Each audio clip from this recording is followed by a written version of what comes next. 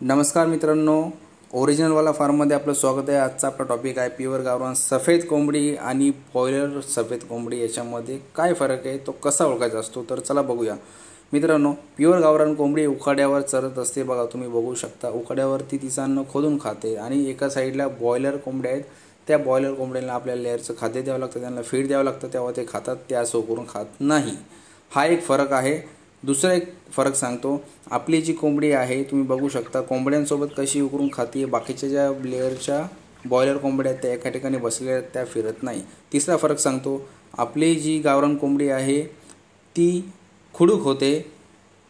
बघा, तुम्हाला दाखवतो, आपली जी गावरान आहे प्युअर गावरान कोंबडी ती खुडूक होते, बॉयलर कोंबडी खुडूक होत नाही। आणि एक लक्षात घ्या मित्रांनो, बॉयलर कोंबडीला मोठं होण्यासाठी 45 दिवस लागतात।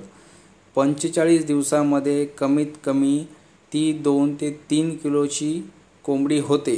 तसं आपल्या गावरान कोंबडीचं नाही आहे। आपल्या गावरान कोंबडीला मोठं होण्यासाठी 4 ते 5 महिने लागतात। मिनिमम चांगलं मोठं होण्यासाठी ती 6 महिने तरी घेते। एकदम साध्या पद्धतीने तुम्हाला सांगितलं आहे मित्रांनो की कसा फरक ओळखायचा ते। धन्यवाद। जर तुम्हाला चॅनल आवडला असेल तर लाईक, शेअर आणि सबस्क्राईब करा। थँक्यू।